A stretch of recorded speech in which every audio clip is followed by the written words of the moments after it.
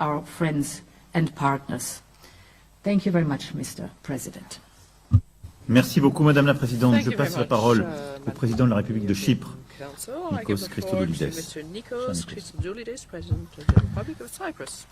Dear colleagues, let me first of all congratulate Emmanuel for the initiative, which it takes place at a very critical juncture in this alarming crisis that takes place in Cyprus' immediate neighborhood. It also comes at a moment of deep concern about the humanitarian situation in the Gaza Strip. We all share a collective responsibility to convert our concern into concrete action by finding effective solutions to address this urgent need. Of course, without losing sight of the commitment of reviving the political horizon for a viable two-state solution. At the bilateral level, Cyprus is the closest EU member state in the region, and it's a country with excellent relations with all its neighbors. We are proceeding with one of the most sizable humanitarian assistance packages that Cyprus has ever dispersed towards the World Food Programme, towards the ICRC, towards UNRWA. Let me focus on our specific proposal for a Cyprus Maritime Initiative to provide continued, rapid, safe and unhindered flow of humanitarian aid in a pragmatic and effective manner. We have developed a comprehensive proposal for the establishment of a sustained, secure and regulated one-way maritime corridor from Cyprus exclusively for the transfer of humanitarian aid to Gaza. Prior to providing very briefly a step-by-step presentation of the proposal, I want to put in context the vital proximity of Cyprus to Gaza, which is approximately 200 nautical miles away from Cyprus coast. Now, very briefly, the first step relates to the transfer and gathering of humanitarian assistance to Cyprus. The operational center will be the city of Larnaca, which hosts both a port and an international airport, as well as the Cyprus Center for Land, Open Seas and Port Security, which is a state-of-the-art port and maritime security excellence center, in addition to the Joint Coordination Search and Rescue Center, which is in Cyprus, and now we have representatives for 33 countries there. Following the terrorist attack, they came in Cyprus and were working together. The capacity in the designated Cyprus port for storage of up to 100,000 tons of humanitarian assistance in secure depots and the transport of up to 2,000 tons per vessel. The second step relates to the inspection and the inventory listing of the assistance. The list of assistance materials arriving in Cyprus are inspected by a joint committee and the Customs Office, which maintains a set regulated procedure for the export of materials. The third step is the loading on the landing vessel. Full inspection procedures prior to loading is carried out by a designated joint committee, and we discuss this with all parties concerned, including Israel. The whole chain of command of pooling of humanitarian assistance to Cyprus, the gathering of the assistance at Larnaca port, the inspection and the inventory listing and the loading of the landing vessel can take place only in one day. The fourth step is the sailing to the South Gaza Strip. The sailing of the landing ship or the transport vessel will be accompanied by a frigate or warship from participating countries, starting from the Larnaca port. The large ship will run a dedicated Larnaca-Gaza route, and the ship will sail directly and non-stop to the landing point of the specific route. According to the discussions that we had with all interested parties, an area that was identified as the southwest coast of Gaza. The fifth step is the unloading and the receiving the assistance for distribution to Palestinian civilians. The ship's landing point, transport routes, and the storage areas will be declared as humanitarian areas, neutral areas within a defined radius. At the landing point, representatives of the United Nations and agencies such as UNRWA, the ICRC, and we foresee the Palestinian Authority, of course, will be control, inspection, transport, storage, and distribution of the aid. This is very briefly at the 5 points. We have a proposal that's 25 pages that we are discussing. It's a working document with all interested parties, the European Union, of course, France, Greece, the Netherlands, and the United States. We have been receiving questions to when the plan can be operational. Our plan specifically outlines the possibility for the immediate and short term, the medium term, and the long-term phase, involving a fit-for-purpose vessels, a float dock, and a dedicated port facility. The initiative has been, I have to say, gaining traction and political endorsement as a sustained, reliable, secure, and a viable route for humanitarian aid to Gaza. I encourage you to look very closely. We are here to discuss concretely. We designate a special team in Nicosia. We are already in contact with the Commission, with France, with Greece, and other countries, and we stand ready to work with all of you in serving this humanitarian goal. Thank you, Madam. Merci beaucoup, Monsieur le Président. Je passe la parole au Premier ministre de la République hellénique, M. Kyriakos Mitsotakis. Merci, Monsieur le Président. Let me start by thanking President Macron for hosting today's conference, which unfortunately is taking place against a backdrop of an escalating humanitarian crisis. In the region, we deplore the loss of life of innocent civilians. First thoughts are to the families of the victims, as well as the families of the hostages, and of course we're deeply concerned with the escalation on the ground in the past days. I would like to thank in particular all the humanitarian agencies on the ground and to express my condolences for the loss of life of those who have put their own life at risk in order to save others. Greece, together with Cyprus, is a country in the immediate neighborhood, and we stand ready to contribute to any effort for the alleviation of the suffering. We have already sent a first shipment of humanitarian assistance by air to the Polish airport, given the proximity of Greece to Sinai. We will stand ready to play an important role in this newly established air corridor that could provide assistance very quickly in order for this assistance to enter Gaza from the south. We've also discussed extensively with Cyprus our contribution to the idea of a sequel. We very much support what was said by President Christopoulos in terms of providing humanitarian assistance to Gaza at an increased volume which only a ship can provide. The secret proposal is well thought out. The most difficult aspect is to identify a proper landing zone in Gaza, in southern Gaza, to establish the necessary port infrastructure, and of course to ensure the safety of the route between the cooperation of all actors involved.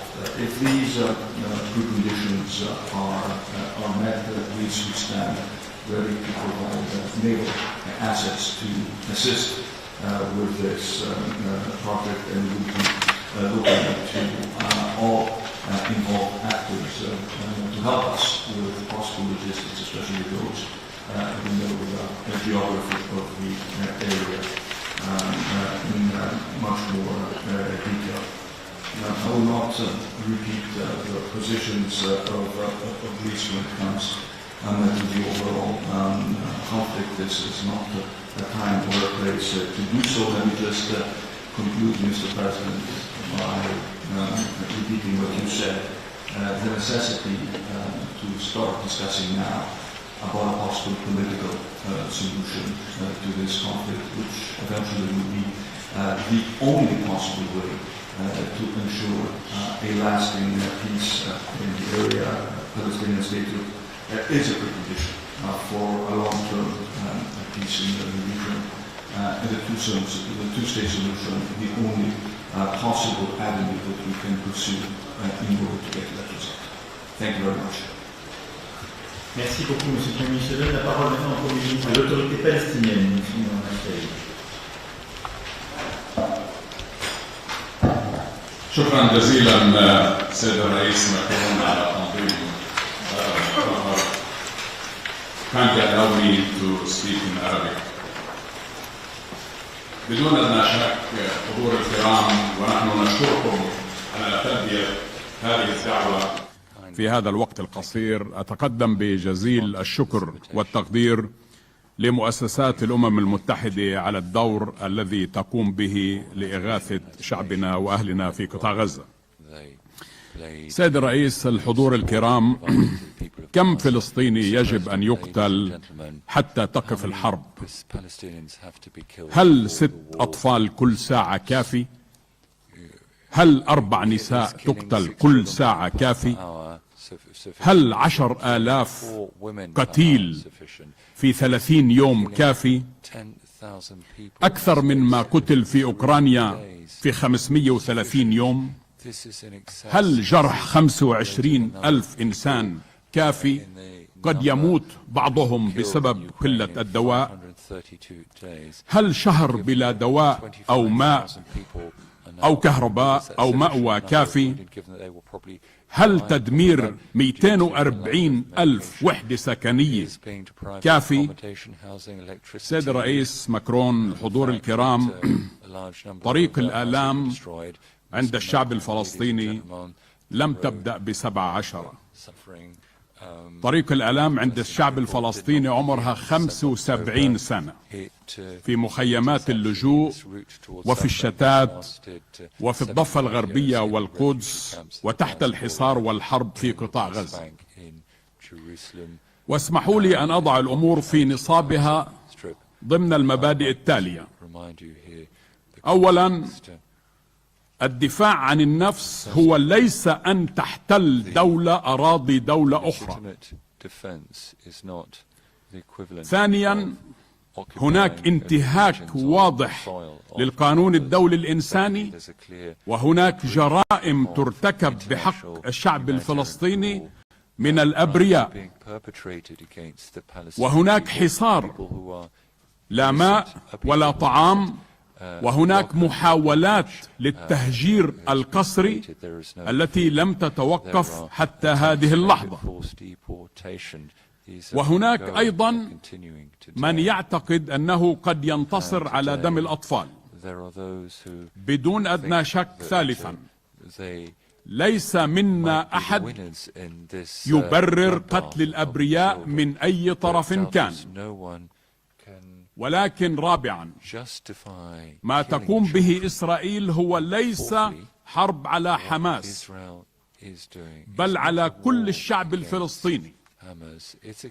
وزير الدفاع الإسرائيلي الذي يقول أنه يحارب حيوانات بشرية، ورئيس الوزراء الذي يقول Remember the Amalekites, تذكروا العمالقة, go for them, kill them all, women, children, infants, cows, camels, donkeys.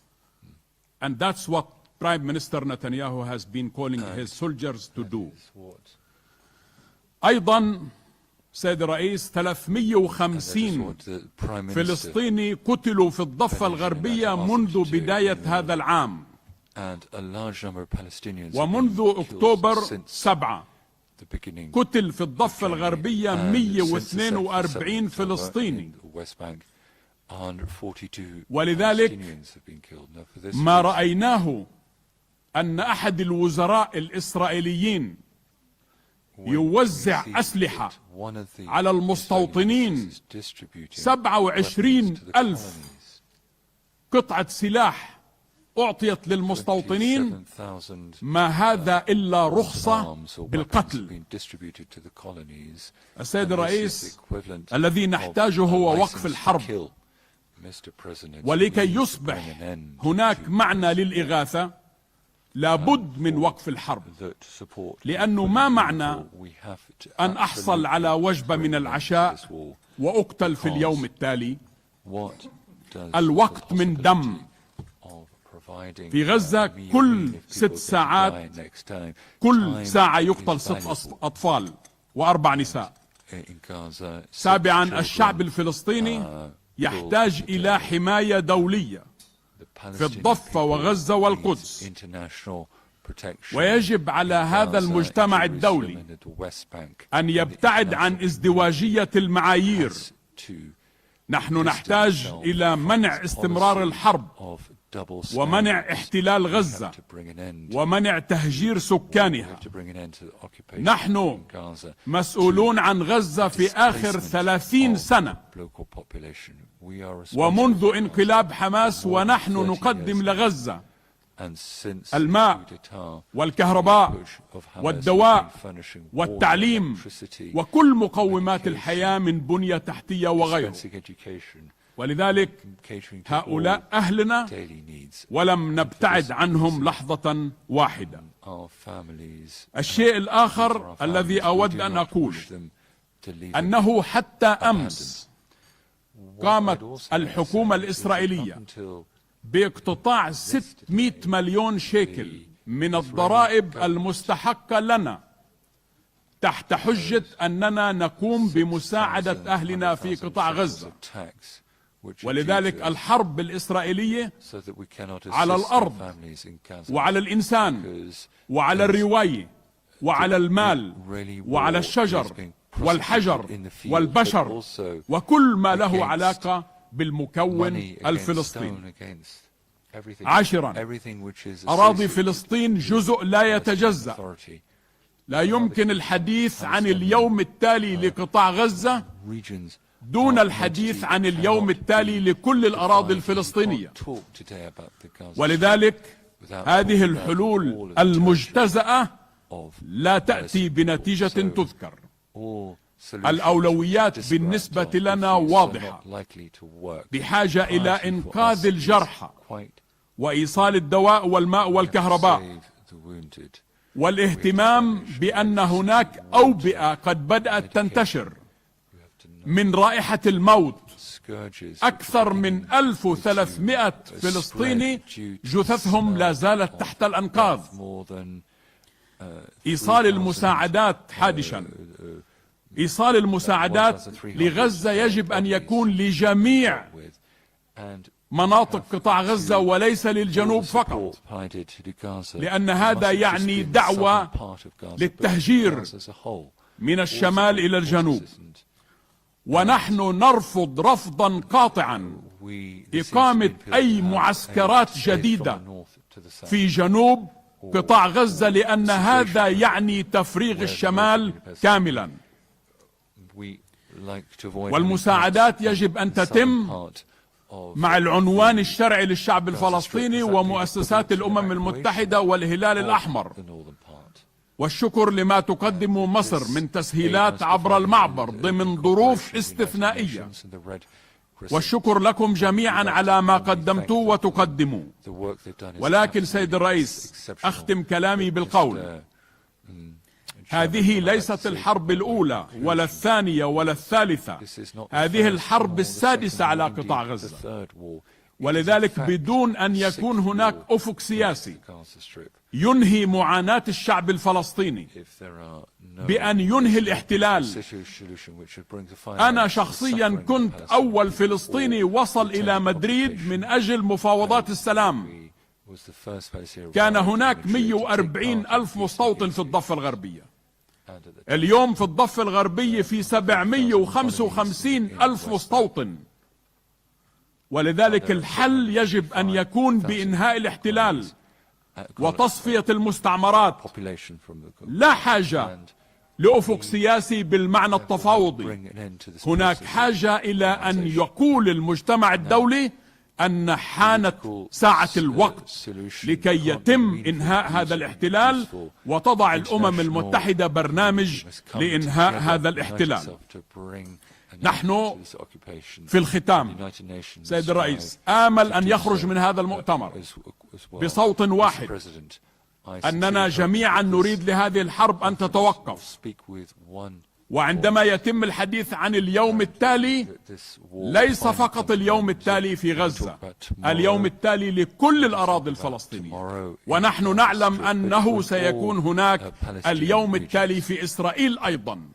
ولذلك المحاكم الدولية يجب أن تقف وقفة واضحة لمحاكمة المجرمين، والقانون الدولي الإنساني يجب أن لا يتجزأ.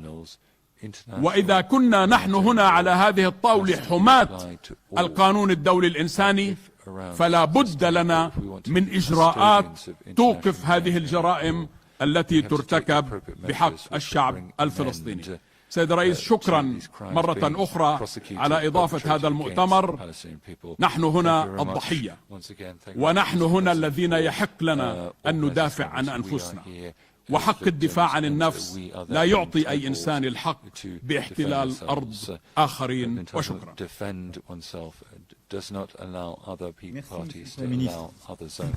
Votre présence ici suffit à signifier que l'autorité palestinienne est seule légitime à représenter le peuple palestinien et sa cause. Le Hamas savait très bien ce qu'il faisait le 7 octobre dernier. Et sa condamnation claire vaut aussi distinction de ces points. Et l'autorité palestinienne a une responsabilité éminente sur les trois piliers que j'évoquais pour œuvrer avec la communauté internationale et trouver une solution sur la lutte claire contre le terrorisme, sur la question humanitaire que nous évoquons aujourd'hui et sur la question politique. Je sais pouvoir compter sur vous. Monsieur le Premier ministre du Luxembourg, Monsieur Xavier Bettel, cher Xavier. Merci beaucoup, Monsieur le Président. Première chose que je voulais juste dire, qu'on soit ici ne veut pas dire qu'on est contre Israël. Et ce n'est pas parce que je condamne ce qui s'est passé de la part du Hamas que je suis contre les musulmans. On a trop envie de nous mettre dans un cliché, de dire ou tu es pour l'un ou tu es pour l'autre. Et c'est le pire qui puisse arriver, de devoir dire on est pour l'un ou pour l'autre, et contre l'un ou contre l'autre. Ça va faire de l'antisémitisme. On va avoir l'impression que on mélange Hamas et Gaza, dont tous les Palestiniens sont membres du Hamas. Mais on doit éviter aussi de tout faire pour que, aujourd'hui, des gens qui sont contre le Hamas, même en Palestine, soient poussés à être contre Israël et se rapprocher du Hamas. Donc, la première chose, c'est qu'on ne doit pas dire qu'on est pour l'un ou contre l'autre. Moi, je suis pour la paix, la première chose. Je sais qu'aujourd'hui, si on dit qu'on est pour la paix, on va nous dire, oui, mais un cessez-le-feu, et on sait qu'on n'arrivera pas à l'avoir, vu le gouvernement israélien actuel. On sait qu'on n'arrivera pas là. Et que c'est au niveau du Conseil européen ou même ici, le message fort qui doit être, c'est qu'on a besoin actuellement de ce qu'on peut essayer d'arriver à atteindre le plus rapidement possible, des trêves au moins humanitaires pour que les populations civiles, et aujourd'hui 70% des victimes, et ceux qui souffrent le plus sont des femmes et des enfants. C'est les civils encore qui trinquent. C'est pas les politiques qui trinquent, c'est les civils qui trinquent aujourd'hui. Et on risque vraiment, pour moi, d'avoir des messages clairs qui doivent sortir d'ici. C'est un, libérer les otages. Deux, de ne pas donner pas l'impression aux Israéliens que c'est une conférence contre eux. Trois, de dire que les territoires occupés de Palestine peuvent compter sur nous. Nous, si je regarde mon pays, nous avons alloué, juste cette année en 2023, plus ou moins 12 558 000 euros. Et nous avons encore ajouté de l'argent. Il y aura 3 millions maintenant au total, juste pour l'aide directe maintenant. Et ce sera pour Médecins du Monde et pour l'UNRWA aussi. Mais on doit tout simplement donner des messages clairs ici à l'extérieur. Des couloirs humanitaires, d'aider les populations et surtout arrêter l'embargo. Comment est-ce qu'on peut prendre aussi une population civile en otage? Et c'est ce qui se passe aussi aujourd'hui. Et je tiens juste à dire que dans le nord du pays, aujourd'hui on parle de Gaza, mais avec le Liban, la région n'est pas la plus sûre actuellement. Et le pire qu'on puisse avoir, c'est de donner un message aujourd'hui pour les jeunes de Gaza qu'on les a oubliés. Ce serait le pire message qu'on puisse donner. Et ce qui est le pire pour nous tous, c'est que demain, l'antisémitisme gagne. Et que ce sera les juifs contre les musulmans, et pas sur le territoire de Gaza ou en Israël. Et on va avoir ça partout aussi chez nous. Donc je pense que c'est dans l'intérêt de nous tous de trouver des solutions rapides, des messages forts, et surtout des messages communs. Merci beaucoup. Monsieur le Premier ministre de la République de Slovénie, Robert Golob. First, let me thank you, Mr. President Macron for organizing this timely and important conference. And we were all shocked by the terror of the October 7th. We were all shocked by the hostages being taken, and we called many times for their immediate and unconditional relief. But today, our hearts cry for children of Palestine. I want to stay very clear. I want to echo the words of the UN Secretary General saying that what we're facing and witnessing now in Gaza is not just a humanitarian crisis. It is the crisis of humanity. The bombing and shelling that we can see is in no proportion with the right of self-defense. And it's a violation of international humanitarian law. By having said that, it is quite obvious that unless there is immediate humanitarian ceasefire, all the efforts of the humanitarian staff, all their sacrifices, or their losses of life in Gaza will be in vain. Let's not forget about that. So we want to give full recognition to all the NGOs, to the UNRWA, to Red Cross and Red Crescent for what they are doing in Gaza, on the ground. But it will not be enough unless there is immediate cease of fire, humanitarian cease of fire, and immediate lift of the siege. If we are able to come up out of this conference with this one voice, asking for that, it will be a huge, huge win for humanity. It will not be against one or the other side. It will be a win for humanity. Slovenia is not a big nation, so we cannot do much in terms of military or any other kind of efforts. But what we can do is that we first immediately increased by 6 times our support to UNRWA. And today we pledge another double of our funds to the United Nations organizations. This is how we can show that what we say is what we mean. And let's act together, and let's act immediately. Merci beaucoup, Robert. Je donne la parole au Taoiseach, to the Taoiseach, Premier ministre de l'Irlande, cher Irish Prime Minister Leo Varadkar. Bonjour, Monsieur le Président, pour votre travail et Institut pour la population civile de Gaza, et merci pour l'opportunité d'être ici aujourd'hui avec vous. Je vais vous continuer en anglais.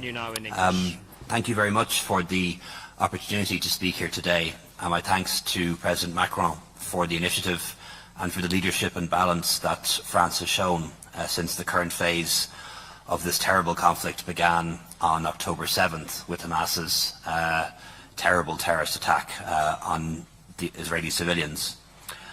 I want to begin by paying tribute to the agencies and NGOs that remain active in supporting the people of Gaza in most difficult circumstances, including UNRWA and the ICRC, and my condolences on the very large number of colleagues and friends that we've lost in this conflict. These are real heroes. The situation we've heard described confirms what we already knew, that is that the humanitarian situation in Gaza is grave and deteriorating, and there's a high risk of escalation in the West Bank and in Lebanon. It's a crisis on a scale that is almost unimaginable. Over 2 million people, half of them children, facing desperate shortages of basic essentials they need to sustain life: water, shelter, food, medicines. Hostages should be released without precondition, and foreign nationals should be allowed to leave.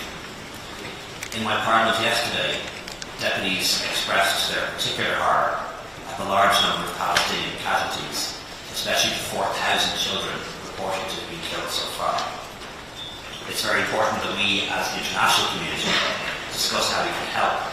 But the most important thing now, and the number one priority, has to be a humanitarian ceasefire, to be observed by all actors. And our insistence that humanitarian law should be observed. And failure to do so can't be inconsequential forever. Double standards will lead to no standards if not checked. The protection of civilians must be our main concern, and we must all hold to the principle that Palestinian lives and Israeli lives are of equal value. We need to get aid to those who need it most and make sure that those who provide the aid are safe. Ireland is providing an additional 10 million for UNRWA and an additional 3 million for OCHA, and we will make a further contribution before the end of the year. Finally, colleagues, there can be no peace nor security for Israel without justice for the Palestinian people. 75 years of war, displacement, dispossession, and terrorism teach us that. It can only come about through dialogue, through diplomacy and politics, however difficult or unimaginable that may seem today.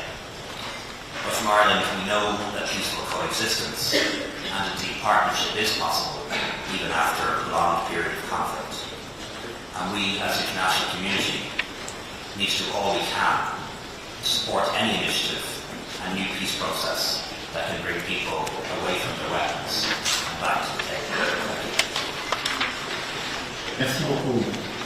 Je passe maintenant la parole au président du Conseil européen, M. Charles Michel.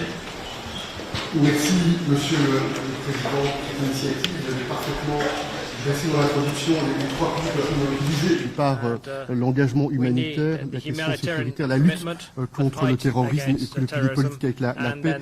Quelques points simplement pour indiquer que le Conseil européen, qui rassemble les 27 chefs d'État et de gouvernement, est uni et soudé sur quelques points absolument essentiels. Bien sûr, nous condamnons l'attaque immonde, ignoble qui a été menée par le Hamas, l'organisation terroriste, contre Israël et sa population. Et bien sûr, nous exigeons que les otages soient libérés sans condition et le plus vite possible. Dans le même temps, le Conseil européen soutient le droit d'Israël à se défendre. Et ça a été dit par beaucoup, je veux le dire avec force. Il ne peut pas y avoir de double standard. Ça veut donc dire que le droit de se défendre doit s'exercer en lien avec le droit international et le droit international humanitaire. Chaque vie compte.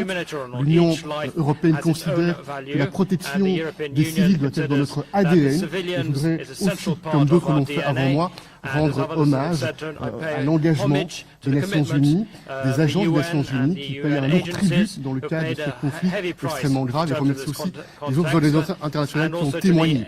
Et le témoignage, nous le connaissons, nous avons les yeux ouverts. On voit bien qu'il y a une situation à Gaza qui est absolument désastreuse sur le plan humanitaire. C'est notre responsabilité collective d'être sincèrement engagés et mobilisés. Et c'est le sens de l'appel pour des pauses humanitaires, pour des corridors humanitaires. Je salue comme d'autres le travail très opérationnel qui est mené par beaucoup autour de cette table, singulièrement vous, cher président Macron, en lien avec Chypre, avec la Grèce, par exemple, pour les corridors maritimes, pour les mobilisations afin que l'aide puisse être réellement délivrée. Ça montre bien que au-delà des discours, il faut effectivement des solutions opérationnelles pour faire en sorte que les médicaments, la nourriture, l'eau, l'ensemble des équipements de première nécessité puissent arriver aux populations qui en ont besoin. Dire aussi deux mots encore. Un, pour dire notre soutien pour l'Égypte, notre soutien pour la Jordanie, pour les pays de la région en général. On a pu parler beaucoup avec le président Sisi et avec ses équipes. On comprend parfaitement la situation de l'Égypte et vous pouvez compter sur le soutien dans toutes ces dimensions de l'Union européenne. Il y aura de même pour la Jordanie et pour d'autres pays dans la région. Et puis un point encore, ça a été parfaitement dit par vous et par d'autres, Monsieur le Président. Nous savons que nous voulons la paix et la sécurité. Mais nous savons aussi que la sécurité n'est pas suffisante pour obtenir la paix. Seule la paix est la meilleure garantie de sécurité. C'est pour ça que l'on ne peut pas renoncer. On doit être mobilisé pour la solution à deux États. Et pour ça, il y a des paramètres indispensables, plusieurs paramètres indispensables. L'un d'entre eux, c'est le soutien à une autorité palestinienne légitime et crédible. Et cher Premier ministre, vous êtes exprimé il y a quelques instants, vous pouvez compter sur l'Union européenne pour ne pas baisser les yeux, pour ne pas relâcher la pression. Nous allons continuer à vous soutenir et à soutenir tous les efforts pour faire en sorte que vous puissiez être en mesure de travailler avec nous et avec d'autres pour qu'il y ait réellement un plan de paix dans la région. C'est notre objectif commun, doit être un État d'Israël sûr, un État d'Israël qui dispose du droit à la sécurité et à l'existence, à côté d'un État palestinien qui est aussi en mesure d'offrir davantage d'espoir à son peuple. Voilà, Monsieur le Président, les quelques éléments que je vais partager avec vous. Vous pouvez compter sur une Union européenne très engagée, y compris prête à participer activement à toute conférence internationale, je l'espère le plus vite possible, qui permettra d'amener la paix entre Israël et la Palestine, entre Israël et l'ensemble des États de la région. Je vous remercie. Merci beaucoup, Monsieur le Président. Je passe maintenant la parole au vice-président du Conseil des ministres, ministre des Affaires étrangères de la République italienne, Antonio Tajani. Merci beaucoup, Monsieur le Président. Merci pour avoir organisé cette conférence. Merci, Catherine. J'ai bien écouté votre intervention. Je partage tout ce que vous avez dit. La responsabilité de ce qui se passe aujourd'hui, malheureusement, avec les Hamas et les organisations de terroristes, il ne faut pas dire que le Hamas représente les Palestiniens. Les Palestiniens sont autre chose. Voilà pourquoi il faut s'engager d'une façon très forte pour défendre les droits d'Israël, de se défendre, mais en même temps pour aider les Palestiniens qui habitent dans la bande de Gaza. Voilà pourquoi il faut le protéger, voilà pourquoi il faut avoir des pouvoirs militaires. Il y a quelques minutes, Israël a dit qu'il y a un pouvoir pour laisser Gaza pour aller dans le sud. Il y a 4 heures de temps, donc cela c'est déjà un message positif. Pour ce qui concerne les aides humanitaires, l'Italie est prête à faire ce qu'il faut faire. Nous avons déjà envoyé le premier vol d'aide humanitaire pour Gaza à Riche. Le gouvernement italien est prêt d'envoyer un hôpital en bateau avec des capacités d'urgence et chirurgicales. Et le navire Vulcan a quitté le port de Civitavecchia ce matin, sera bientôt Chypre. Après, il se déplacera le plus près possible des côtes de Gaza. Et nous interviendrons ultérieurement dès que les conditions le permettront, un hôpital offrant des performances similaires, une capacité d'accueil et des soins accrus. Le gouvernement italien estime nécessaire de veiller à ce que le bien envoyé à Gaza est exclusivement aux civils qui en ont besoin. Et nous sommes aussi prêts avec la coopération de nos amis des Émirats arabes unis, à accueillir un nombre de milliers de Palestiniens qui doivent être hospitalisés et nous le devons faire en Italie. Et bien sûr, il faut garantir l'accès sûr et sans restriction à l'aide humanitaire est une nécessité absolue. Donc il faut continuer à œuvrer en faveur des causes humanitaires afin de permettre un accès humanitaire complet, rapide et sûr sans entrave. La création d'un corridor humanitaire stable de la sortie des blessés est très importante. Bien sûr, il faut travailler aussi pour la libération des otages. Et nous sommes aux côtés de la France. Nous aussi, nous avons eu 3 otages tués par les terroristes, les 3 Italiens, mais espérons qu'on peut sauver les autres qui sont dans le monde des terroristes. Pour ce qui concerne la politique à conclusion, Monsieur le Président, chers amis, nous soulignons l'importance vitale de renforcer notre soutien à l'autorité nationale palestinienne. Il est impératif que nous montrions notre engagement à fournir une assistance financière au peuple palestinien, y compris à ses institutions vitales. Ces soutiens doivent rester la pierre angulaire de nos efforts. Et aussi, il faut travailler pour la reprise du travail politique. Et le but, c'est d'avoir 2 peuples avec 2 États. Garantir la liberté et la sécurité d'Israël, en même temps, et donner un rêve au peuple palestinien, avoir un État libre et démocratique. Voilà, c'est très important à souligner. Voilà pourquoi il faut soutenir l'organisation de la Palestinienne. Et je suis très content que le Premier ministre soit ici avec nous. Donc, la recherche de la paix doit être un but. Nous travaillons main dans la main avec l'Union européenne. Et je suis très content que le Premier ministre soit ici avec nous. Donc, la recherche de la paix doit être un but. Nous travaillons la main dans la main avec l'Union européenne, aussi avec le G7. Hier, nous avons eu une réunion très claire. Donc voilà, nous sommes prêts à faire tout ce qu'il faut pour participer à toutes les conférences que les organisations internationales vont faire.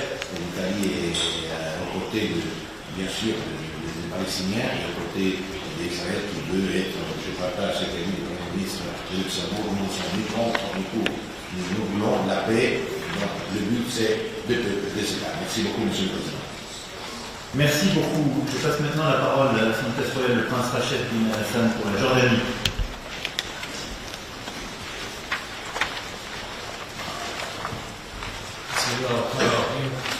Mr. President, Your Excellency, as we meet, 1.5 million Gazans have been displaced from their homes and are in desperate need for shelter, food, water, and most importantly, security. which in our view can only be brought about by an immediate ceasefire. The world can't continue to stand by and let this humanitarian catastrophe continue to unfold. On His Majesty King Abdullah's instructions, Jordan has taken action both by land and by air to attempt to deliver urgently needed humanitarian supplies to the people of Gaza and to Jordan's field hospital, which has been serving Gazans since 2009 and continues to do so in increasingly challenging and dangerous circumstances. Additionally, the Jordanian Hashemite Charitable Organization is working to coordinate with the Jordanian Armed Forces and international and local partner organizations to prepare to dispatch much additional needed aid to Gaza. As we speak, there are 45 tons of aid in the air organized by the Hashemite Charitable Organization for UNRWA on the way to El Arish, and Jordanian trucks are queuing at the Jordanian border to provide much needed assistance to the West Bank. But even here, they are not permitted to enter, and there are deliberate obstacles and delays to them being able to do their vital work in support of UN partners. Jordan is ready as an additional hub to expand assistance in collaboration with the international community, especially as a few moments ago Mr. Lazzarini identified that Kerem Salem is an alternate and viable point for aid to enter. I would remind at this point it is also less than 2.25 hours from the Jordanian border. So, as with the Cypriot initiative, there are options for aid to enter from more than one point, much needed aid. However, these efforts all continue to be beset by multiple obstacles, and the totality of the relief and medical assistance that our Palestinian brothers and sisters need remains woefully insufficient. Ladies and gentlemen, this desperate situation is not sustainable and it can't continue, and it's the duty of the international community to ensure the sustained and uninterrupted delivery of humanitarian aid, fuel, and I would re-emphasize again fuel because of the important need, food, medicines, and medicines to the Gaza Strip, while ensuring, and I reiterate, that the situation does not further deteriorate in the West Bank. Before this crisis, Gaza received 508 trucks a day, covering, in our estimation, less than a quarter of its total need. So going back to that number should not be should not be the benchmark in the current circumstances. The new reality needs to extend beyond that considerably. To ensure that the aid is provided to meet the requirements of those on the ground, we again encourage all organizations to work closely with UNRWA to identify the needs in Gaza and meet them in coordination with the international community. And I would also remind many of the donors that purchasing local medical equipment and humanitarian aid in the region, when available, is far more cost-effective than loading it into planes and sending it halfway across the world, where the cost of transport and the fuel for those planes costs more than the cargo of the plane itself. This is another area that Jordan is willing to assist in. Finally, the world's action should not be limited to addressing the humanitarian situation alone. The people of Palestine, like any other people in the world, have a right to live a life of dignity and peace. And the only path to this safe and secure future for the Palestinian people is through a meaningful and just political process that can deliver a sustainable and lasting peace on the basis of the two-state solution. It remains imperative and incumbent upon all of us to stop their suffering now and make that future possible. Mr. President, thank you very much for the opportunity and for hosting us today. Merci beaucoup. Moi, merci à la journaliste pour le rôle important qu'elle joue dans la politique religieuse de soutien humanitaire. Je veux aussi remercier l'Égypte pour le rôle tout particulier qu'elle joue, ce qui me permet de donner la parole à Monsieur le ministre des Affaires étrangères. Merci pour votre présence. La parole est à vous. فخامة الرئيس ماكرون، السادة رؤساء الوفود، السيدات والسادة، اسمحوا لي في البداية أن أتوجه بالشكر لدولة فرنسا على استضافة هذا اللقاء. لقد تبنت مصر منذ بداية الأزمة في 7 أكتوبر موقفا واضحا يدين كافة أشكال استهداف المدنيين، إلا أن ما آل إليه الصراع العسكري في غزة منذ ذلك الحين من قصف واستهداف عشوائي من قبل إسرائيل للمدنيين الفلسطينيين قد أودى بحياة ما يزيد عن 10,000 مدني نصفهم من الأطفال، وحصار وتضييع وتشريد وتهجير مليوني مدني فلسطيني من أراضيه ومساكنه. وأقول إن فتح معبر آمن لانتقال المدنيين إلى الجنوب ليس تطورا إيجابيا، بل استمرار للتهجير الممنهج والمخالف للقانون الدولي الإنساني. إن ما تقوم به إسرائيل يتعدى أي مفهوم من حق الدفاع الشرعي عن النفس، وأن استمرار الصمت الدولي على ما تقوم به من مخالفات جسيمة وانتهاكات للقانون الدولي الإنساني يشير إلى وجود خلل في معايير المنطق والضمير الإنساني. لقد أعلن المفوض السامي لحقوق الإنسان أن كل من حماس ودولة إسرائيل قد ارتكبتا جرائم حرب. ألم يحن للمجتمع الدولي أيضا أن يسمي الأمور المسمية بها وأن يحمل كل من اقترف هذه الممارسات المشينة مسؤوليته. لقد ولد الصراع والقصف الإسرائيلي المتواصل لقطاع غزة وضعا إنسانيا كارثيا أأمل أن تتصدى له الدول المشاركة في هذا الاجتماع.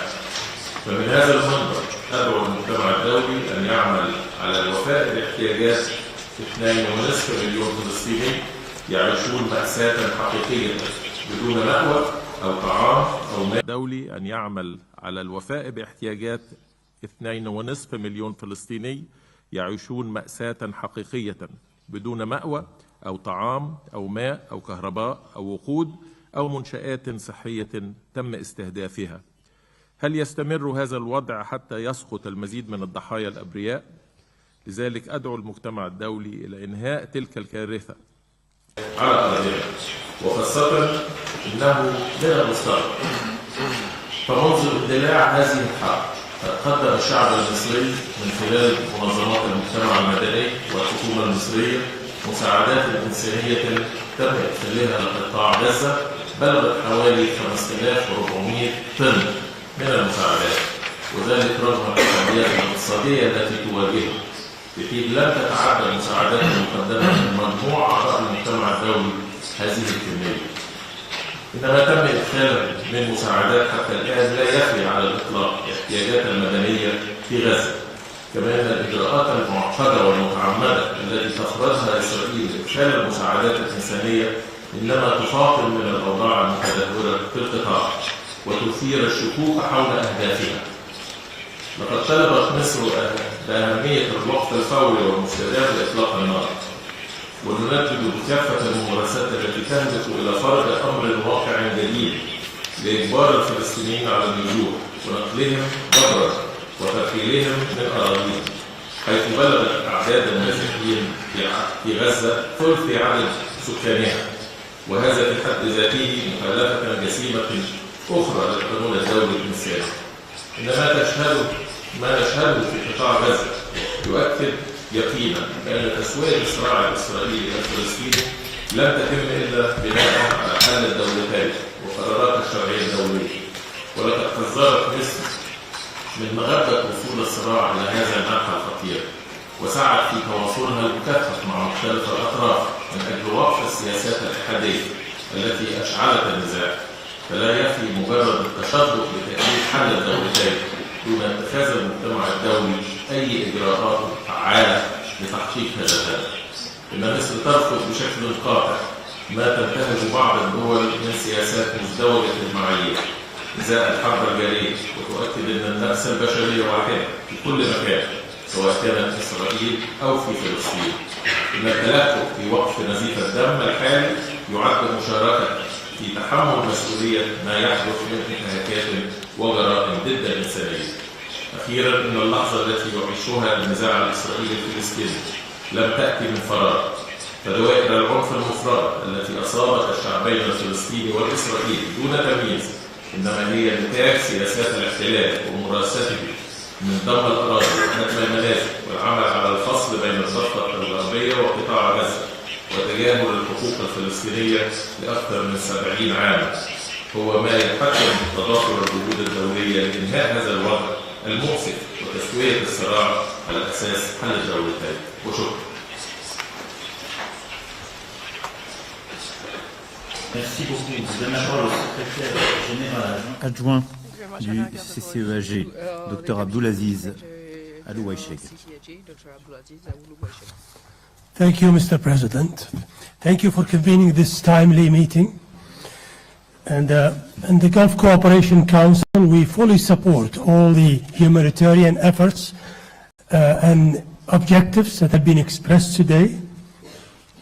And long before this conflict, the GCC established a $1.6 billion program for Gaza.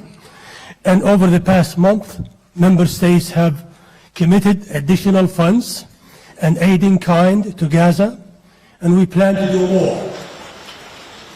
Saudi Arabia has convened 2 emergency meetings for the Arab League and for the Organization of Islamic Conference over the next few days to mobilize additional political and humanitarian efforts to achieve these goals. Earlier this year, Saudi Arabia initiated an attempt to re-energize the peace process in coordination with the Arab League and the European Union. Mr. President, for all these efforts to succeed, I joined the calls made today by almost every speaker here for an immediate ceasefire with the objective to do the following. First, enable a better response, a better humanitarian response along the lines that Your Excellency and humanitarian organizations have expressed today. Second, to stop the spread of the conflict further into the West Bank. And third, to stop contagion to the rest of the region. Fourth, to stop and arrest the potential ill effects around the world from this conflict. And finally, to allow diplomacy to work toward a political solution for this conflict that has gone on for generations. Thank you, Mr. President. Thank you. Merci beaucoup, Monsieur le Secrétaire Général adjoint. Je donne la parole maintenant au représentant personnel du président Ursula, M. Spoljaric. Merci, Monsieur le Président. Thank you very much.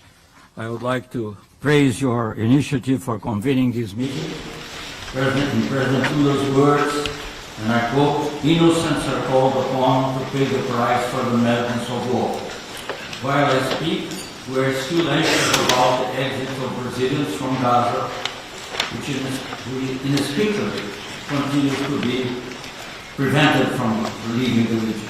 International action in favor of the civilian population of Gaza is urgent. Brazil is contributing in the areas of food security and water sanitation in Gaza, including by contributions by members of the civil society, which are very much touched and emotioned by the situation. Having provided UNRWA with an accumulated $20 million US dollars between 2006 and 2016, we are determined to resume our engagement with the agency. A symbolic financial contribution to UNRWA is being issued immediately. A more substantial contribution will be worked out and announced soon. A humanitarian ceasefire is essential. Safe and unimpeded passage for the entry of humanitarian aid for the benefit of hospitals, schools, and nurseries must be respected. The passage of the wounded should be guaranteed. It is highly disturbing that almost 100 UN staff members lost their lives in Gaza. I reiterate Brazil's condemnation of of the terrorist attacks against the Israeli people and the taking of hostages. However, such barbaric acts do not justify the use of indiscriminate force against civilians. The deaths of thousands of children is shocking. The word genocide inevitably comes to mind. This is not just a war between Hamas and Israel. This is part of a larger 75-year-old conflict whose root is the absence of a secure homeland for the Palestinian people.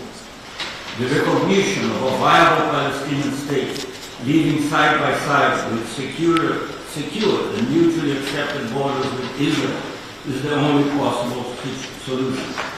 This crisis is probably one of the most dangerous challenges to international peace and security, with the greatest potential of spreading towards a global conflict.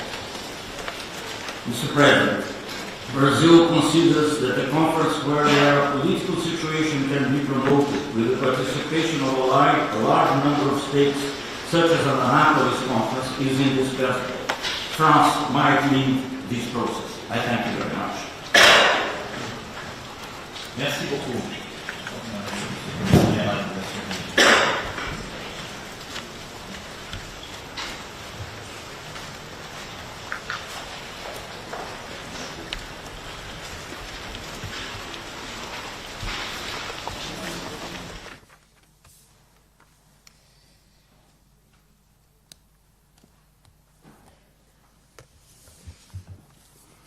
Nous allons entendre le secrétaire général des Nations Unies par vidéo, mais le lancement n'étant pas encore fait, peut-être puis-je passer la parole d'abord aux agences spécialisées des Nations Unies, en commençant par l'UNICEF, Madame la directrice exécutive adjointe, Madame van der Heyen.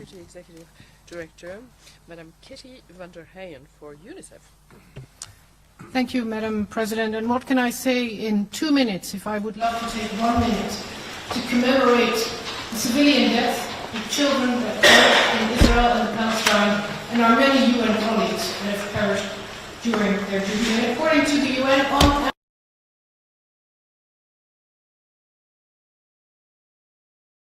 UN,